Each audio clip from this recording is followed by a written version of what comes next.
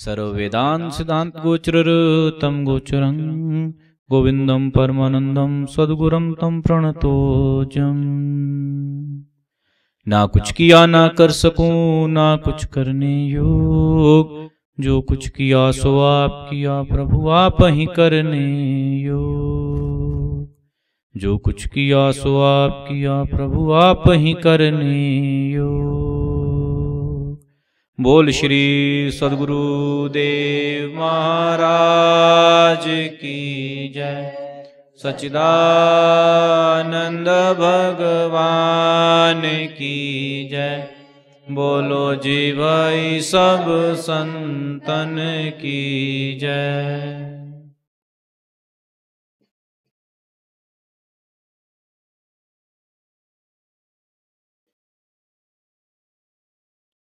प्रभु प्रेमी सज्जनों, गुरु महाराज के चरणों में बारंबार कोटिन कोटि प्रणाम। महापुरुषों ने शिव तत्व की बात कही। शिव तत्व अर्थात किसी ने शिव को प्रभावित या शिव की महिमा को देखते हुए उन्हें कहा आनंद, किसी ने कहा परमानंद, किसी ने इसी शिव तत्व को, शिव शब्द को अपने तरीके से परिभाषित किया।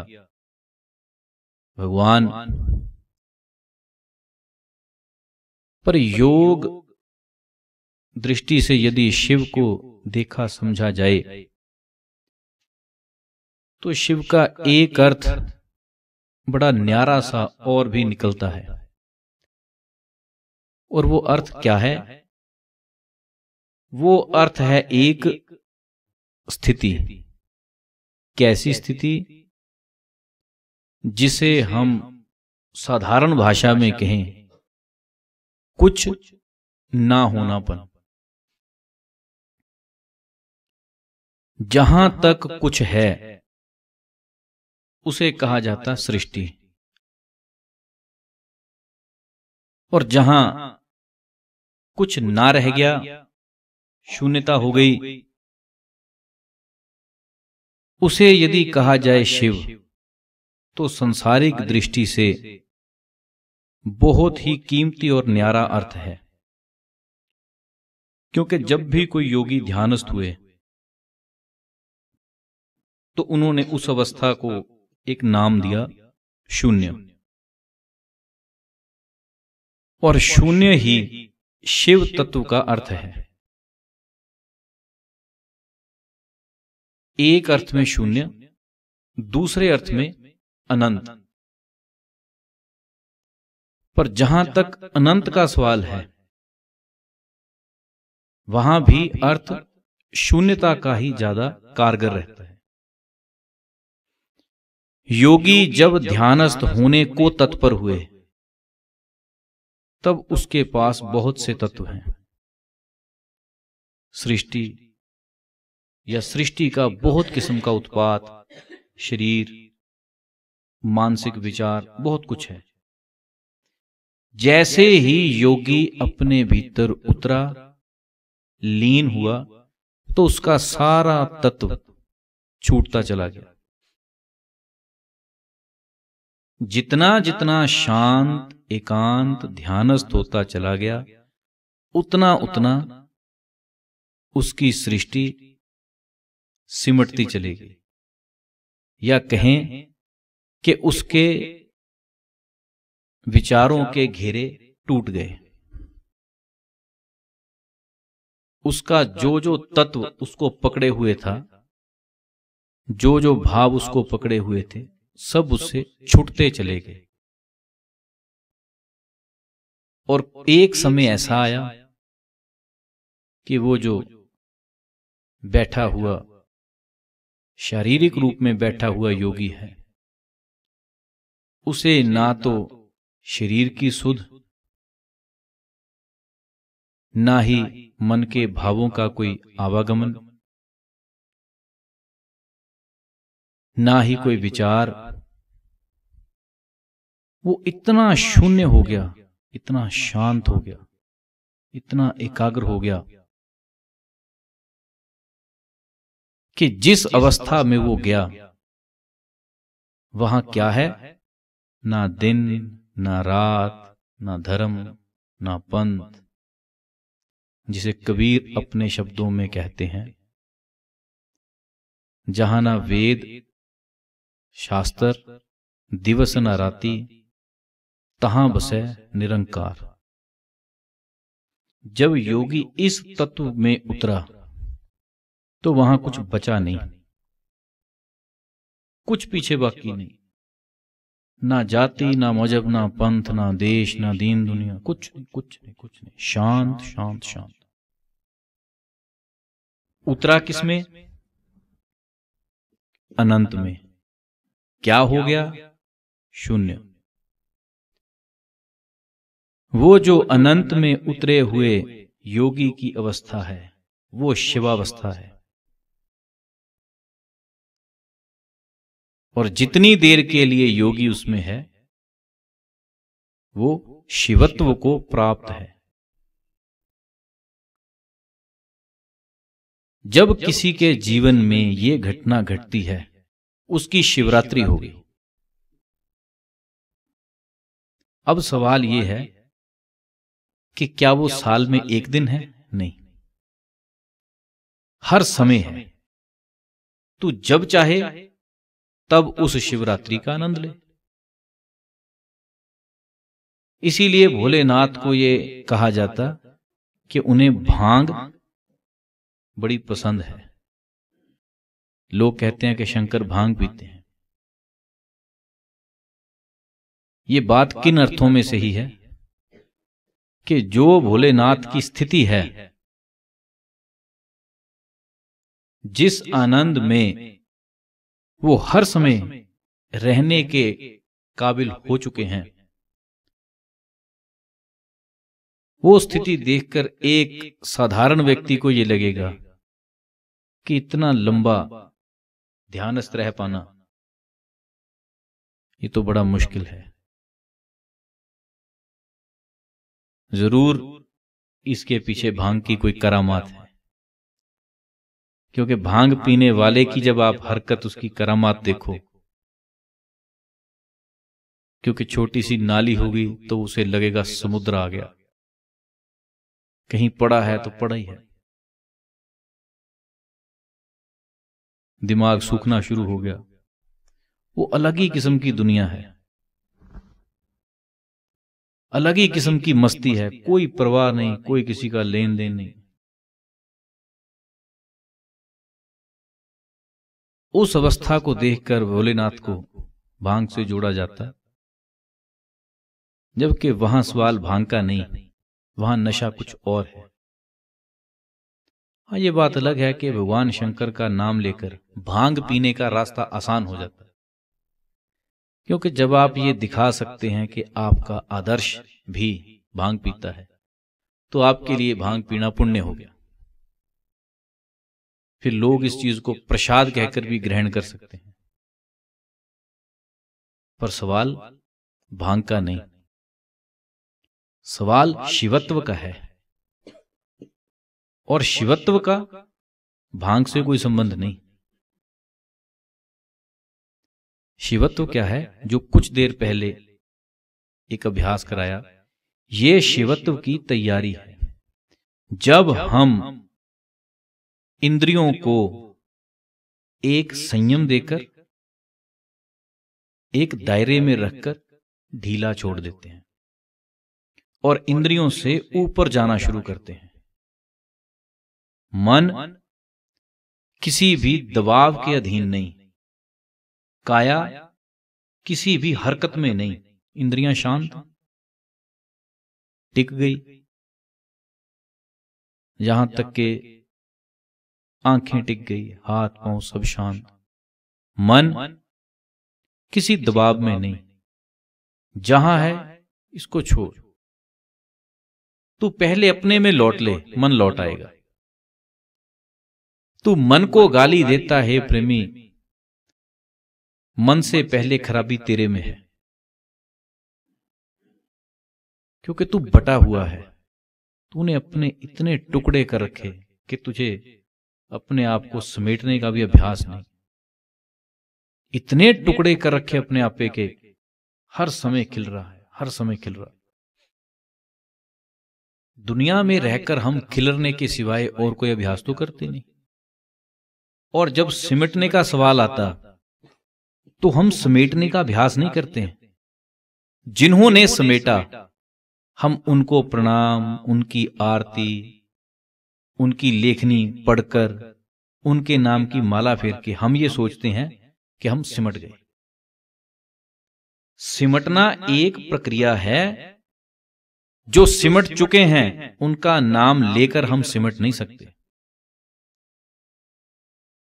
ये प्रेमी, दुनिया इस भ्रम में जीती है कि जो पहले अपने आपे में उतरे हुए हैं हम उनका नाम लेकर ही उतर गए। ऐसा नहीं, उतरना एक प्रक्रिया है। जो पहले उतरे वो भी उतरे, तुझे भी उतरना पड़ेगा।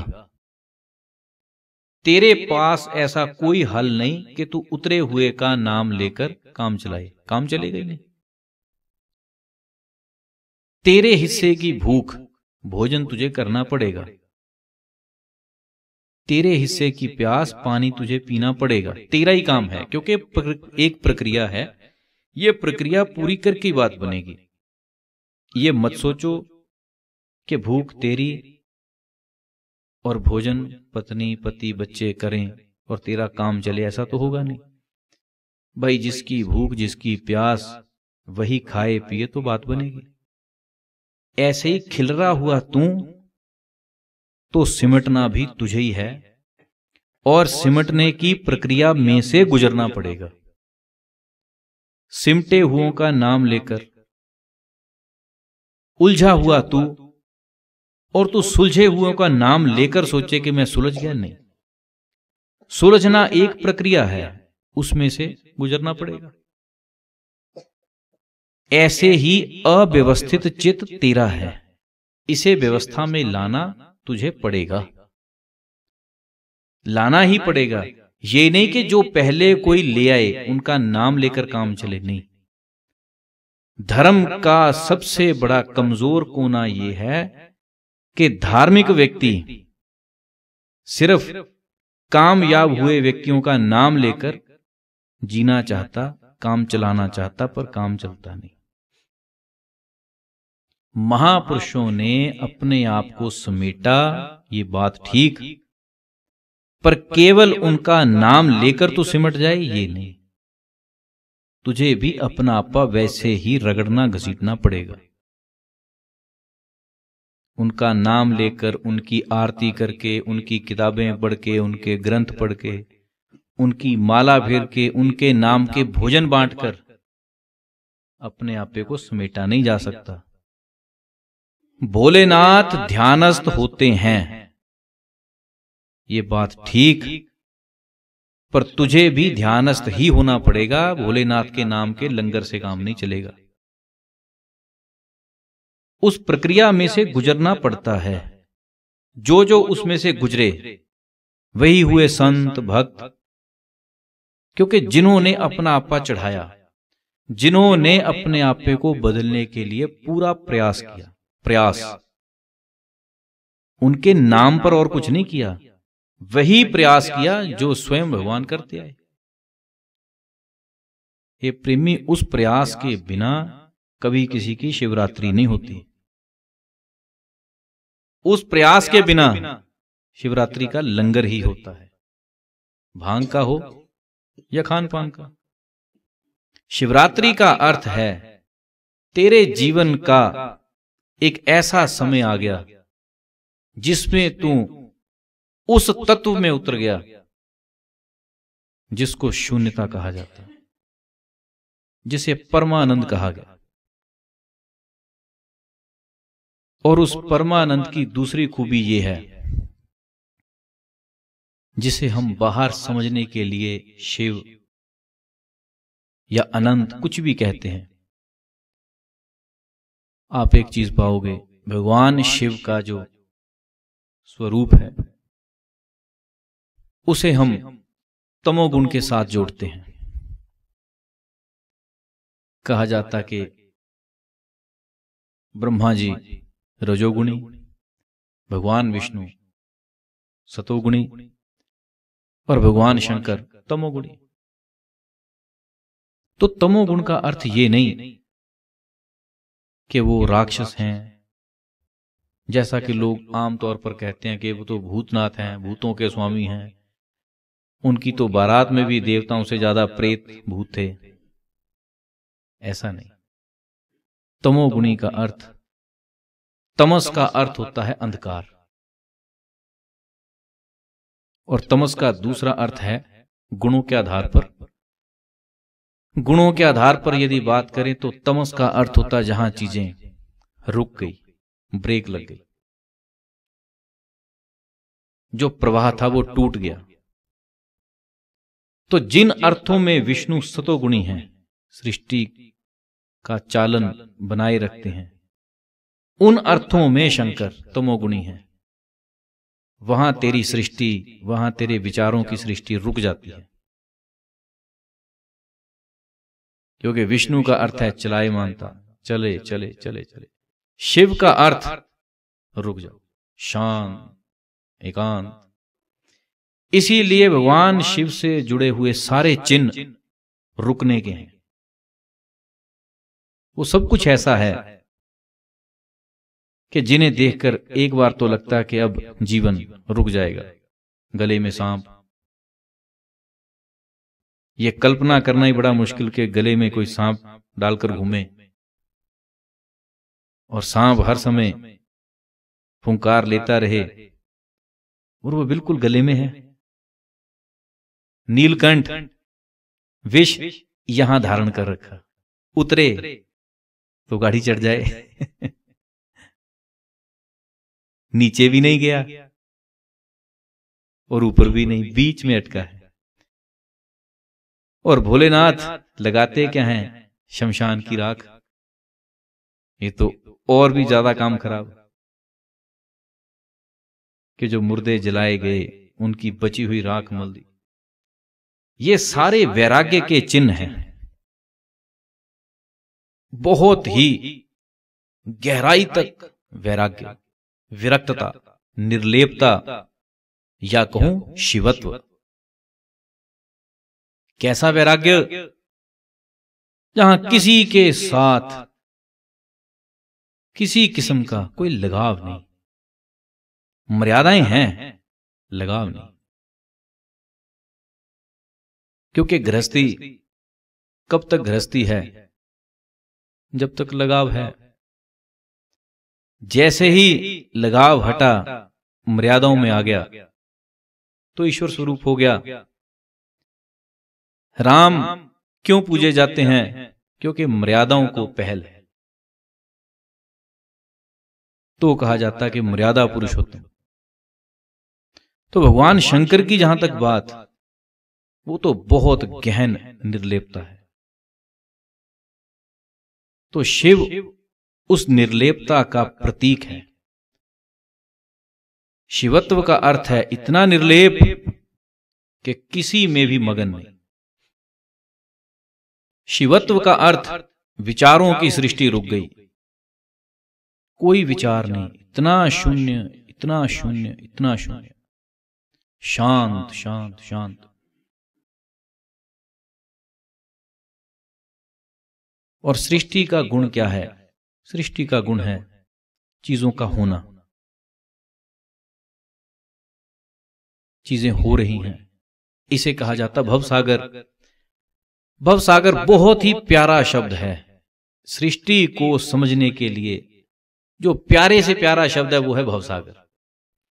भवसागर का अर्थ होता कि भावनाओं का एक ऐसा समुद्र जहां हर समय कुछ ना कुछ होने को है। भव का मतलब होना, भव सागर का मतलब अब भी कुछ होगा, अब भी हुआ, अब भी हुआ। हर समय कुछ ना कुछ होने की तैयारी है। उसे कहा जाता भवसागर। और शिवत्व जहां कुछ होने का या ना होने का कोई सवाल ही नहीं, वहां ना होने की चाहत ना होने की चाहत। जिस अभ्यास में मैंने आपको बिठाया, ये उसी तत्व की बात है। ना ये चाहिए ना वो चाहिए। हे प्रभु, ना अंधकार चाहिए ना प्रकाश चाहिए, कुछ भी नहीं। क्या है? शांत शांत शांत। क्योंकि जिसकी कोई एक चाहत बाकी है, वो उस चाहत में भी उलझा रहेगा, वो उसी के इर्द गिर्द घूमेगा, वो शिवत्व में नहीं जाएगा। जिसको चाहिए ही कुछ नहीं, कुछ नहीं चाहिए। निर्वाण षटकम में जो बहुत प्यारी से प्यारी बात कही गई, महापुरुषों ने कितनी गहराई तक समझाया कि मन, बुद्धि, अहंकार ये भी मैं नहीं, आंखें भी मैं नहीं, हाथ भी मैं नहीं, सब कुछ गाते गाते गाते गाते क्या कह गए कि ना मैं इंद्रियां, ना मैं मन, ना मैं आंखें, ना अहंकार, कुछ नहीं। मैं क्या हूं? चिदानंद रूपा शिवोहम शिवो। कि मैं सच्चिदानंद स्वरूप, मैं शिव हूं। अब यदि कोई इस बात को पढ़कर, सुनकर ये विचारे कि ये किस तल पर खड़े होकर कहा गया, कौन कह रहा है? क्या एक भक्त कह रहा है? तो नहीं। क्या ये एक योगी कह रहा है? नहीं। ये बहुत बीच की बात है। ये उस जगह की बात है जहां योगी ने कुछ अनुभव तो किया, या कहूं ये उस तल की बात है जो ना ऊपर ना नीचे, ये मध्यमावस्था की बात है, जहां योगी अपने आप को इतना खिलार गए कि अपने खिलरेपन को एक एक हिस्से को देख सक रहे हैं और अनुभव कर सक रहे हैं। सिर्फ देख नहीं रहे, अनुभव कर रहे हैं कि ये भी मैं नहीं, ये भी नहीं, ये भी नहीं, ये भी नहीं। मेरा सत स्वरूप क्या है? उस सत स्वरूप को अनुभव कर पाने की जो परमावस्था है, ये तब के शब्द हैं। अहम निर्विकल्पो निराकार रूपो। मैं निर्विकल्प हूं, मैं निराकार हूं। क्योंकि चमड़ी सहित कोई कहे मैं निराकार हूं, ये बात जचती नहीं। और यदि कोई कहे कि पूर्ण ध्यानस्थ होकर कहे, तो कहने की जरूरत नहीं, क्योंकि शब्द बचेंगे नहीं। तो ये मध्यमावस्था की बात है। हे प्रेमी, जिस तल पर ये शब्द कहे गए, जिस भाव से ये कहे गए, वो भाव शिवत्व का नजदीकी है। और वैसी अवस्था आती है जब कोई इस तरीके से बैठता है, जैसी मैंने आपसे अभी बात की। ये बिठाने का मूल कारण इतना ही था कि शिवरात्रि समझ में आए, शुरुआत समझ में आई, करना क्या है। सबसे पहला लक्ष्य ये है, या ये होना चाहिए, कि हम कुछ लक्षित करके ना बैठें। जब हम टारगेट लेके लक्षित करके मन बनाकर बैठे हैं, तो मन उसी के इर्द गिर्द घूमता है।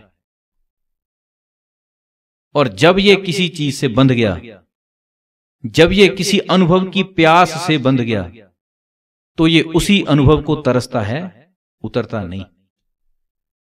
उतरेगा कौन? जाको कछु ना चाहिए सोई शहंशाह। उतरेगा वो जिसे चाहिए कुछ नहीं। जो लोग कहते हैं कि ध्यान करेंगे तो मिलेगा क्या, जिसे मिलने की आशा है वो ध्यान करेगा ही नहीं। जिसे मिलने की आशा है वो ध्यान कर पाएगा ही नहीं, क्योंकि मिलने की आशा ही तो बाधा है। इसीलिए ध्यान राजयोगियों का, बादशाहों का काम है। कंगले चित्त का आदमी, कंगाल चित्त का आदमी ध्यानस्थ नहीं हो सकता। गरीब चित्त का आदमी, कोढ़ी चित्त का आदमी ध्यानस्थ नहीं हो सकता। ये तो बादशाहों का काम है। राजयोगियों की बात है ये। राजयोगी जो पहले ही कुछ लेने की आशा में बैठा, ठूठा लेकर भिखारी बन के, वो क्या करेगा ध्यान? क्योंकि ध्यान शिवत्व की बात है, सुप्रीम, सर्वोपरि। ये ठूठाधारी का काम नहीं। इसलिए हे प्रेमी, शिवरात्रि है, बहुत होश पूर्वक इसको मनाओ। कैसे मनाओ? जागरूकता से। कैसे मनाओ? शून्यता में जाकर। शिव ही शून्य, शून्य ही शिव, भेद अलख को पावे। शून्य शिव है, शिव ही शून्य है, यही अलख का भेद है। कोई संरचना, कोई बनावट शिव नहीं। जैसे मैंने शिवलिंग की बात कही थी कि शिवलिंग कोई प्रारूप नहीं है। शिवलिंग एक उतरे हुए योगी की आभा है। जब भी कोई योगी ध्यानस्थ हुए तो उनकी आभा जो बनती है उसका प्रारूप है शिवलिंग। इसीलिए पुराने से पुराने जो भी कोई मानव धर्म में कोई सबूत मिले धर्म के विषय में, वो ज्यादा से ज्यादा क्या थे? शिवलिंग। क्योंकि ऋषियों ने जो परम तत्व पाया मनुष्य के संबंध में, वो यही पाया कि जब भी कोई ध्यानस्थ हुआ तो उसकी आभा जो स्वरूप लेती है वो ऐसा है। और उसी को ही क्यों पूजा जाता? क्योंकि वो किसी व्यक्ति विशेष के लिए नहीं। शिव का अर्थ भी एक व्यक्ति नहीं, शिव का अर्थ है ना होनापन। क्योंकि ना होनापन ही अनंत है। प्रकाश कभी अनंत नहीं, अंधकार अनंत है। ये बात सुनने में अटपटी लग सकती। प्रकाश अनंत नहीं, क्योंकि कोई भी प्रकाश है उसके खत्म होने पर बचता क्या है? अंधकार। अंधकार तमस, तमोगुण।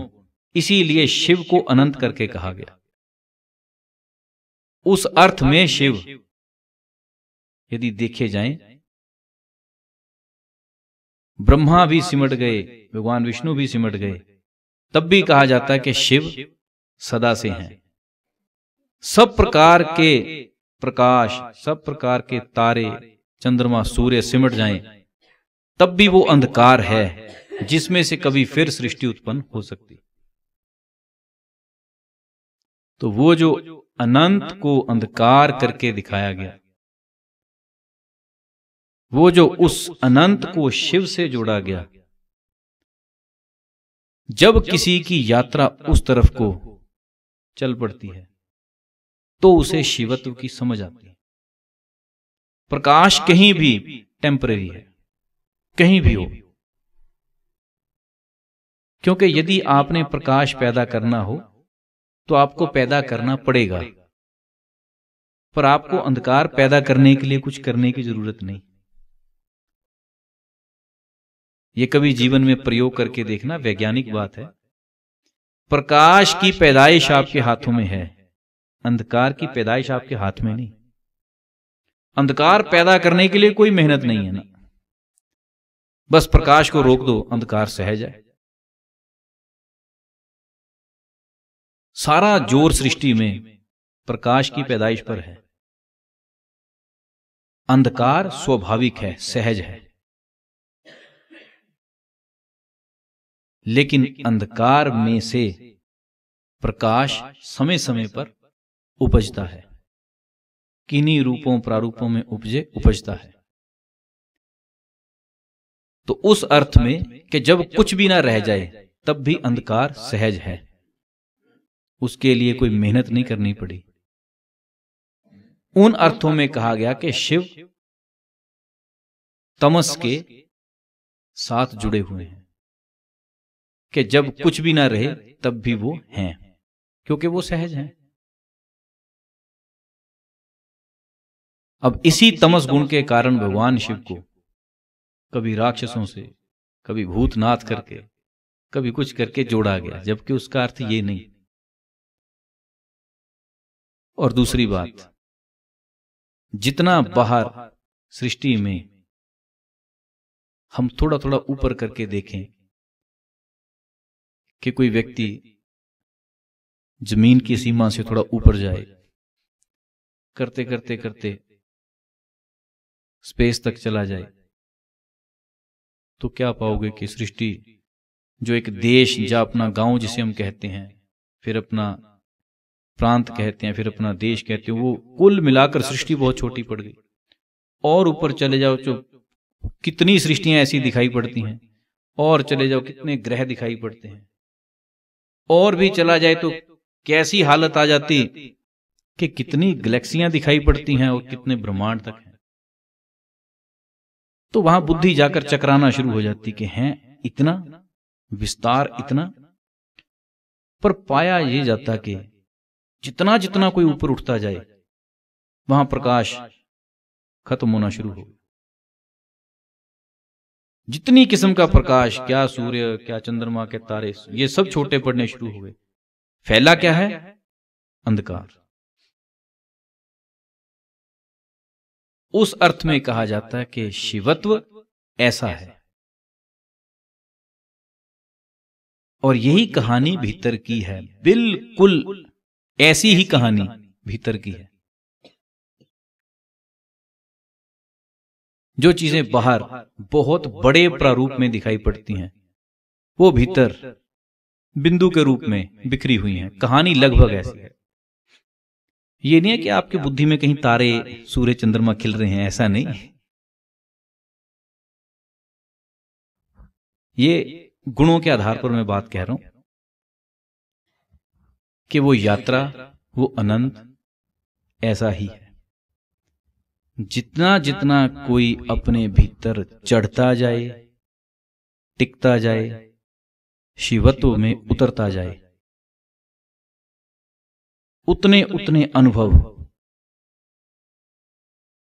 शांत के, स्थिरता के ऐसे होने शुरू हो जाते हैं, लगभग जैसी कोई व्यक्ति स्पेस की यात्रा करे। लेकिन हे प्रेमी, ये बात शब्दों की नहीं, ये अनुभूति की बात है। करोगे तो ज्यादा स्पष्टता है, पढ़ो सुनोगे तो उसका लाभ कोई नहीं। क्योंकि मैंने अपने जीवन में पाया कि ये विषय शब्दों के है नहीं। आज शिवरात्रि का दिन है तो मेरी इच्छा थी कि कुछ इस विषय पर बात हो, अन्यथा ये विषय ऐसे हैं, इनके ऊपर चर्चा, इनके ऊपर प्रश्न कोई खास लाभ देते नहीं, क्योंकि ये करके देखने की चीज है। आप जितना जितना करे जाओ उतना तो चीजें स्पष्ट हो जाती हैं, समझ में आ जाती हैं। जिस दिन आपका अंतःकरण इस बात पर टिक जाए कि और पूछें तो और समझ में आएगा, तो समझो आप गलत लाइन पर चले गए, क्योंकि पूछने से समझ आएगा ही कुछ नहीं। महापुरुषों को ध्यानस्थ होकर इतना कुछ समझ में आ गया कि जब उन्होंने बताना चाहा तो आधी से ज्यादा जनता को वैसे ही संशय हो गया, और जब उन्होंने कहा करके देखो, वो मादा तुम्हारे में है नहीं। इसीलिए व्यक्ति सदग्रंथों को पढ़कर सुलझने की बजाय उलझता ज्यादा है, क्योंकि हम उन चीजों को कर नहीं रहे, हम उनके ऊपर टीका टिप्पणी कर रहे हैं। और सदग्रंथों की बात पढ़कर प्रश्न करना, ये करीब करीब ऐसी हालत है जैसे एक पिता ने अपने पुत्र को कहा। सुबह का समय पिता उठाता है, कहता बेटा उठ। बेटा कहता है पिताजी आज सोने दो। पिता कहता नहीं, उठ, मेहनत कर। तो बेटा कहता जी क्यों? पिता कहता कि उठेगा, मेहनत करेगा तो जीवन में कुछ बनेगा। बेटा कहता फिर क्या होगा? तो पिता कहते कि जब मेहनत करेगा तो तेरे पास सुख सुविधा पैसा आना शुरू हो जाएगा। कहता फिर क्या होगा? कहते उससे तू सारे सुख सुविधा सब चीजों को भोगेगा, कुछ भी पाना बाकी नहीं रहेगा। तो बेटा कहता पिता यदि सब कुछ आ गया, कुछ पाना बाकी नहीं रहा, उससे क्या हो जाएगा? कहते उससे जीवन में एक खुशी आ जाएगी। कहते उससे क्या होगा? कहते तो सुखपूर्वक जिंदगी जिएगा। कहते फिर उससे क्या होगा? तो आगे पिता बात समझ गए कि ये जाना किधर को चाहता है, क्योंकि आमतौर पर इस कथा का निचोड़ ये निकलता है कि पिता कहता बेटा उससे तू चैन की नींद सोएगा, तो बेटा कहता वो तो मैं अब भी सोया ही हूं। पर पिता समझदार थे, उन्होंने देखा कि बात किस तरफ को जा रही। उन्होंने जूता उठाकर सिर पर मारा। कहते बता काम करेगा कि नहीं करेगा? क्योंकि यहां करके कोई नहीं देखना चाहता। हर आदमी बिस्तर पर लेटा लेटा कहता कि अच्छा गुरु महाराज फिर क्या होगा? गुरु महाराज सत्संग लगा रखा है, गुरु महाराज कह रहे हैं भजन करो। फिर पूछता अच्छा उससे क्या होगा? बस गुरु महाराज यही कसर छोड़ देते हैं जो पिता ने कर दी, क्योंकि बात उसी से बनेगी। घर में भी तो बच्चों को यही करते हैं। जब बच्चा ज्यादा किंतु परंतु करे तो सीधे हो जाते हैं, हाँ भाई करेगा कि नहीं? भाई कामयाबी पता है ना उसी से मिलेगी, बातों से तो मिलेगी नहीं। बस गुरु महाराज ये काम नहीं करते हैं। नहीं तो गुरु महाराज एक बार सीधे हो जाएं तो फिर ज्यादा प्रश्न तू भी नहीं करेगा, क्या होगा? आलसी आदमी सारी जन्म कुंडली लेकर चलता है, उसको पहले सारे जवाब चाहिए। अच्छा ऐसा करेंगे फिर क्या हो जाएगा? अच्छा उससे क्या हो जाएगा? फिर क्या हो जाएगा? पर ये किनके काम है? जिनको ये लगता है कि ग्रंथों में सब कुछ है। ये प्रेमी, ग्रंथों में तेरे मतलब का उतना कुछ नहीं है। ग्रंथ तो उस व्यक्ति के लिए हैं जिनकी अबोध अवस्था है, उनको ये महत्व समझाया जा सकता। तेरी तो करने की उम्र है, तुझे बिना किए कुछ पल्ले नहीं पड़ेगा। तेरी शिवरात्रि पढ़कर नहीं होगी, तेरी शिवरात्रि तो अंदर उतरकर होगी। उतरना ही पड़ेगा, पढ़कर तेरी नहीं। पढ़कर छोटे छोटे बच्चों की हो जाती है, छोटे बच्चों की पढ़कर गाकर ढोल की बजाकर हो जाती है। तुम्हारी कैसे हो जाएगी? क्योंकि तुम्हारी कोई इतनी लंबी लंबी उम्रें तो है नहीं कि 400-500 साल बैठे रहो। 60-70 बमुश्किल 80। इसलिए करने की आयु है। यह मनुष्य शरीर करने का है। कर, मन मार कर,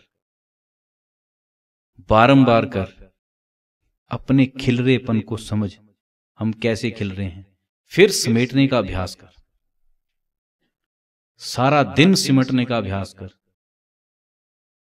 सारे दिन में सिमटने का अभ्यास ये नहीं कि चुपचाप बैठा रहे। तू अपना कर्म कर, कर्म करते करते अपने आप पर भी काम कर कि भोजन करते करते मैं कहां हूं, खाना बनाते समय मैं कहां हूं, पढ़ते लिखते समय मैं कहां हूं, हर चीज में मैं कहां हूं। इसको पहचान, इसको पकड़ और थोड़ा थोड़ा इस पर काम कर। ये प्रेमी, यही थोड़ा थोड़ा अभ्यास तेरे जीवन की संपत्ति बन के सामने आता है। गृहस्थी लंबी समाधियां नहीं लगाते, गृहस्थी तो थोड़ा थोड़ा करके समेट ले। यही प्रभु कृपा है, यही इसकी शिवरात्रि है। छोटे छोटे अनुभव, क्योंकि जिस दिन समेटना तेरा आदत हो गई, तेरा अभ्यास हो गया, उस दिन तू हर स्थिति में से समेटना सीख जाएगा। बस शुरुआती समय थोड़ा सा लगा ले, मन बदल जाए, मन समेटने का आदी हो जाए, बात बन गई। आदत का सवाल है। यदि खिलरने का अभ्यास करता रहे तो खिलरता भी रहेगा। पर शिवत्व ये समेटने की विद्या है, अपने आप को बारंबार समेटना, फिर समेट, फिर समेट, देख किधर को जा रहा, वहां से फिर खींच, खींच और सुमिरन में जुड़, ध्यानस्थ हो। यही शिवरात्रि है। बोल श्री सद्गुरु